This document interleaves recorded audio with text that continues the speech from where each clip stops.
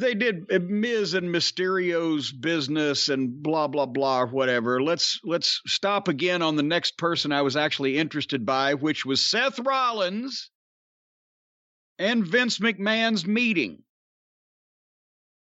After, Rollins went on a rampage and did nearly $85 worth of damage to the ringside area last week, he was summoned to the principal's office by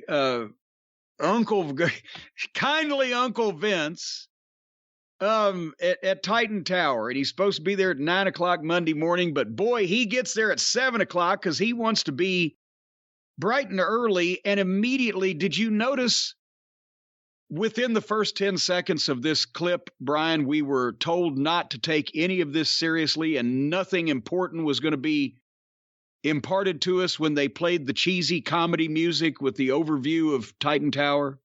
Yeah. What I don't know why they picked that music. Maybe Vince picked it because it was his favorite soundbite from Ozzy and Harriet.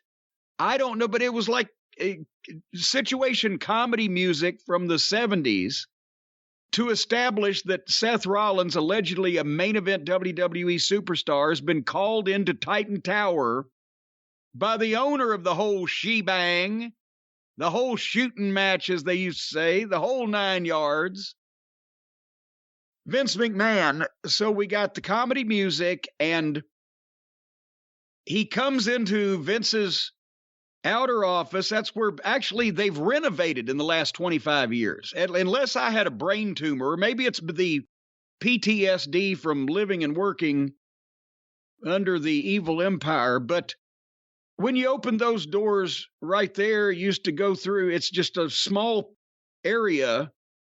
They have put a receptionist desk in there.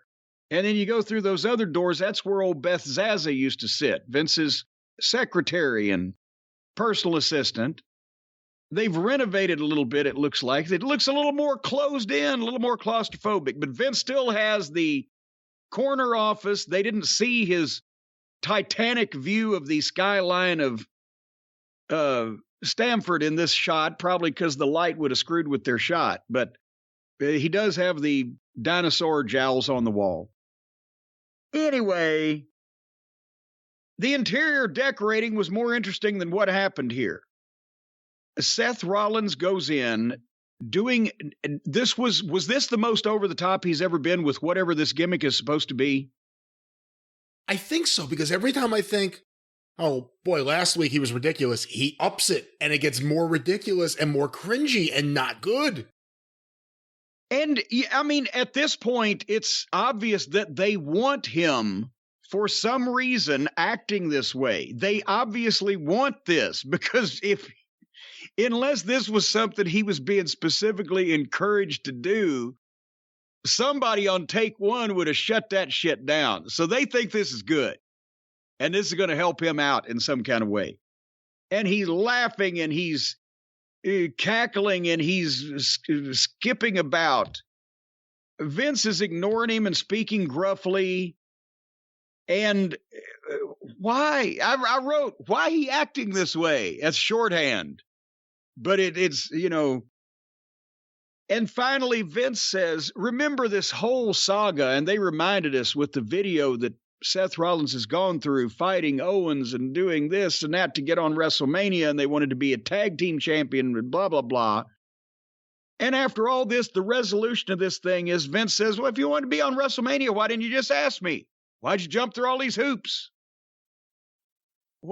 And I'm expecting him then to give Seth some kind of constructive hoop to jump through in order to get no, you've got a match. Well, first he said, did you catch the part where, I swear to God, Vince, as we've said, is getting hard to work with, like these sit down things in his office with Austin Theory, because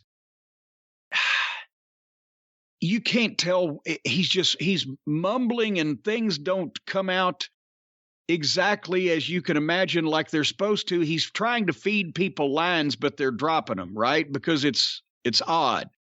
Well, in this case, He actually fed Seth the fucking perfect line, and Seth bumbled it. Vince says, this WrestleMania is different because it's what?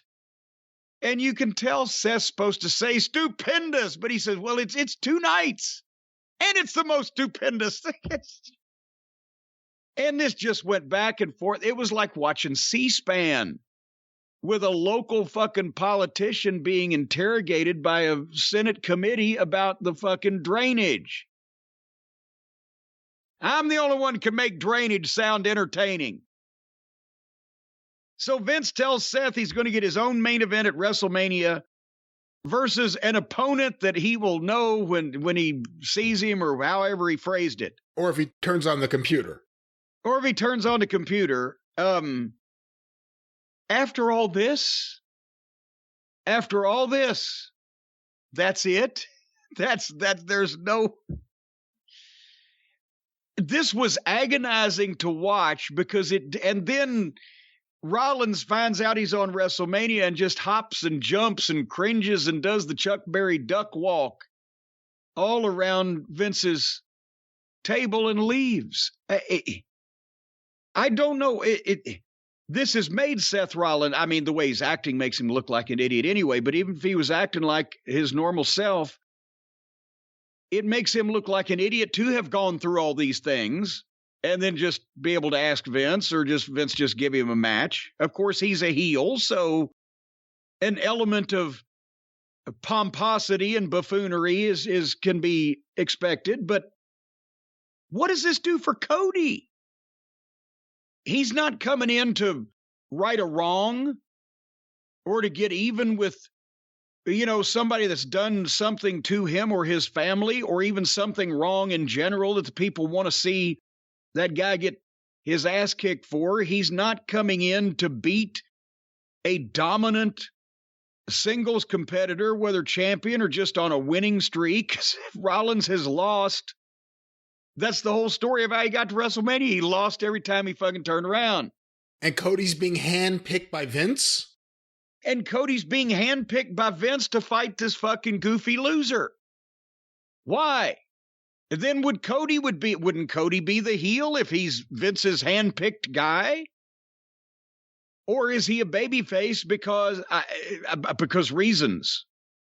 He's a babyface night 1 probably, and maybe promo 1. But that'll probably turn pretty quickly. But here's the other thing. Do you automatically go to Cody? Everyone's been expecting it. They have to debut him at some point. WrestleMania is the place, or the Raw after, but I gotta think Cody wants WrestleMania too. But everyone knows this. Do you throw everyone off and have someone else as a surprise and then Cody debuts in a different way? Because that's the other thing. If Cody beats him, he beats a goof.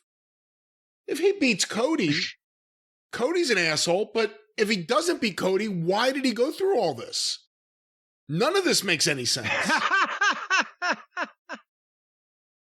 Or again, have we traced the root of this rumor that's been going on all along that it'll be Seth and Cody back past Uncle Dave for any corroboration?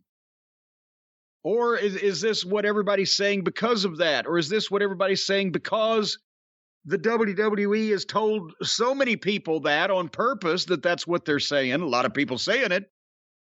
And like you said, it's going to be something it better be something completely different. You know what? I swear to God, I've got chills on my arm right now because I just had goosebumps thinking it's been almost 30 years. But remember, I said this, and actually it came back to haunt me. There was oh, God damn it. What did they call it? It was one of the early radio shows that WWF. Finkel was doing it. Well, there was Radio WWF. That might even have been at Radio W. Yeah, Radio I got some of those Europe, tapes. whatever. Yeah. And it was coming up on SummerSlam 93 with Luger and Yokozuna, and I predicted, well, I'll tell you this, if Luger don't win a title, he's going to look like a plate full of piss. And son of a bitch, he did. So 30 years later, I'm predicting this can't be it, but it may very well be. Who knows? But To get to whatever point they're getting to, this has done nobody involved any favors so far. Would you agree with that statement?